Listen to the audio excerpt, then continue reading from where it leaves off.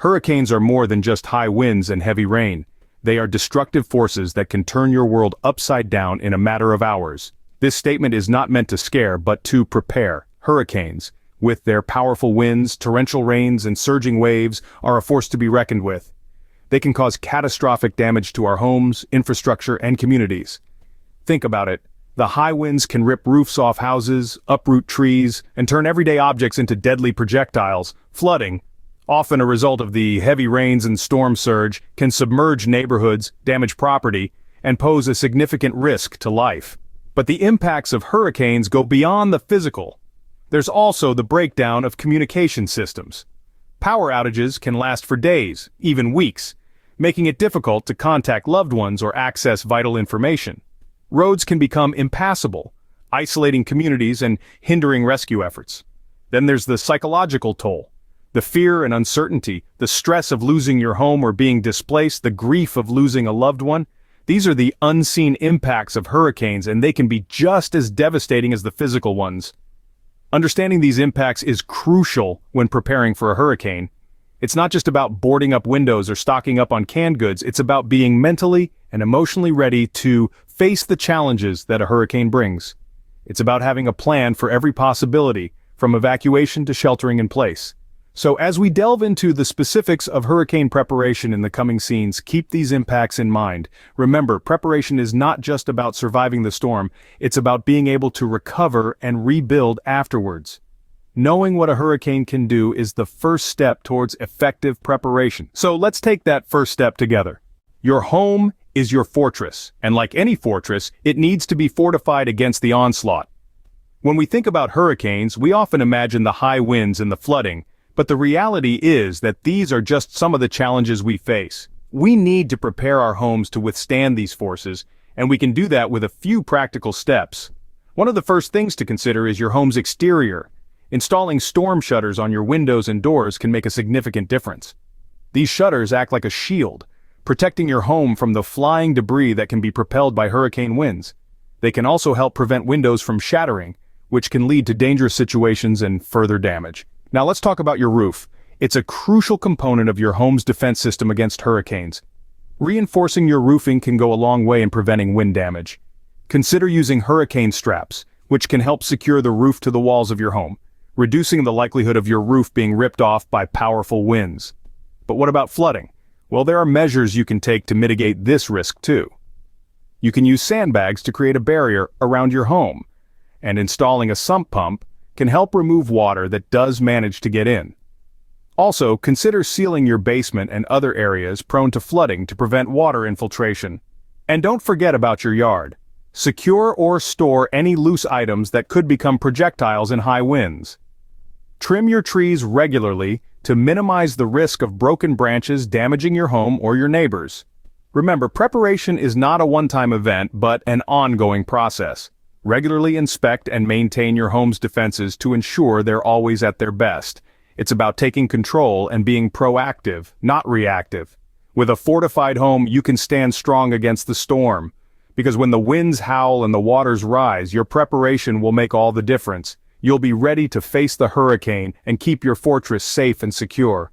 To stay or to go, that is the question. As we delve into the heart of hurricane preparedness, we find ourselves pondering this crucial dilemma. Should we bug in or bug out? This decision could be a matter of life or death, so let's break it down. Firstly, it's essential to understand what it means to bug in or bug out. Bugging in refers to sheltering in place, staying in your home or another fortified location during the hurricane. On the other hand, bugging out means to evacuate, leaving your home to seek safety elsewhere. The choice between the two is not always clear-cut. It largely depends on your unique situation and the severity of the storm. When making this decision, it's vital to assess the risks involved thoroughly. If you live in a flood-prone area or a place vulnerable to storm surges, bugging out might be the safer option. Similarly, if your dwelling is not robust enough to withstand high winds, evacuation could be the best course of action. On the flip side, if your home is well built and fortified against hurricanes and located in a relatively safe area, bugging in might be the way to go. This would save you from the potential risks and stresses associated with evacuation. Regardless of whether you decide to bug in or bug out, having a plan for both scenarios is a must. This plan should include things like securing your home, packing essential supplies, and identifying safe evacuation routes. Remember, preparation is key. The more prepared you are, the better your chances of weathering the storm safely. As we've discussed, the decision to bug in or bug out is highly personal and dependent on various factors. It's crucial to stay informed about the hurricane's trajectory and the advice of local authorities. Don't wait until the last minute to make this decision. The more time you have to prepare and execute your plan, the safer you'll be. In conclusion, the question of whether to bug in or bug out is not one to take lightly. Assessing your situation, understanding the risks, and having a plan for both scenarios is vital. Knowing when to stay and when to leave can save your life. In the face of a hurricane, preparation is key, and that includes having the right supplies at hand. Equipping yourself with the necessary supplies can mean the difference between a challenging ordeal and a dire emergency.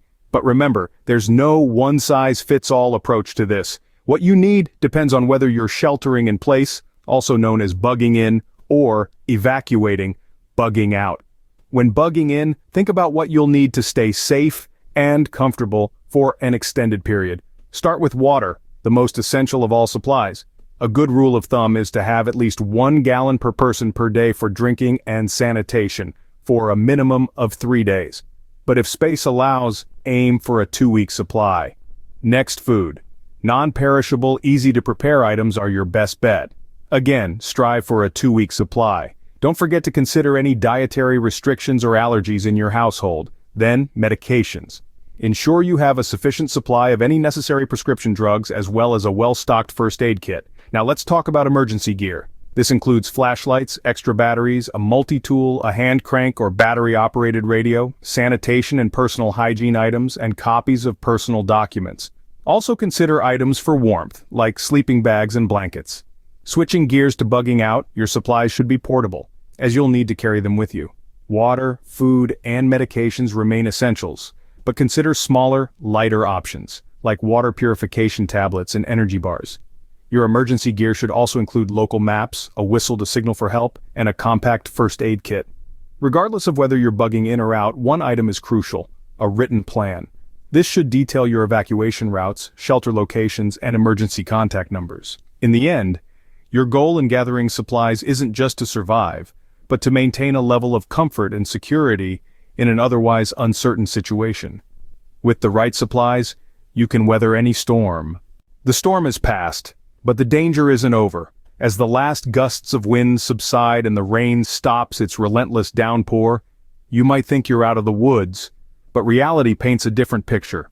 The aftermath of a hurricane is a landscape fraught with hazards and chaos.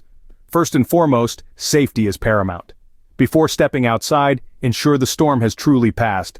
Weather can be unpredictable, and what seems like the end could merely be the eye of the storm. Listen to local news or weather radio for updates from authorities. Once it's safe, it's time to assess the damage. Be cautious and wear protective clothing. Watch out for fallen objects, broken glass, and debris. If you suspect your home is structurally unsound, do not enter. It's not worth risking your life for material possessions. Now let's talk about utilities. If you see downed power lines, keep everyone away and immediately report to the local utility company. Never touch or attempt to move a downed power line. Remember, water and electricity are a lethal combination. If your home is flooded, do not enter until you're sure the power is turned off. Water safety is also crucial. Contaminated water can lead to serious health issues. Avoid using tap water until local authorities have declared it safe. In the meantime, rely on your stored water supplies or use purification methods if available. Communication is key in the aftermath. Reach out to local authorities to report any immediate threats or severe damage. If phone lines are down, try text messaging or social media. Also, let your loved ones know you're safe. The days following a hurricane are about recovery. This could mean anything from cleaning up debris, making temporary repairs, to filing insurance claims. It's a long and often challenging road, but with patience, resilience, and community support, you'll get through. Remember, the storm's end is only the beginning of the recovery process. It's about rising from the rubble, rebuilding, and coming back stronger.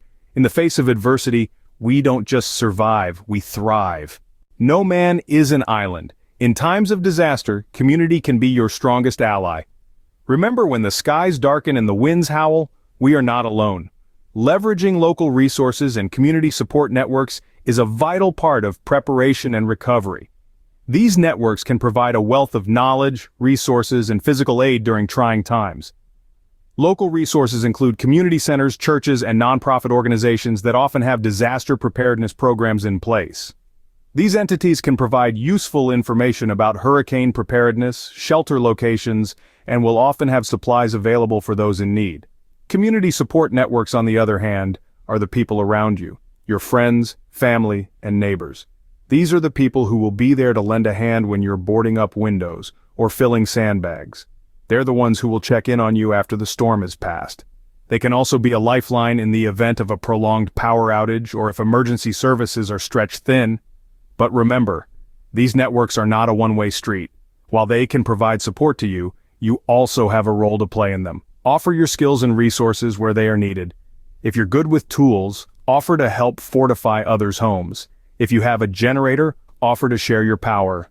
The strength of these networks lies in the collective effort of everyone involved. In addition to physical aid, these networks can also provide emotional support. A disaster can take a significant emotional toll, and having a group of people who understand what you're going through can be incredibly comforting. Finally, remember to keep these networks strong, even when there isn't a storm on the horizon. Regular communication and participation in community events can keep these bonds strong and ensure that they're there when you need them most. Together, we can weather any storm. So, let's harness the power of community. Because when it comes to facing down a hurricane, we are always stronger together.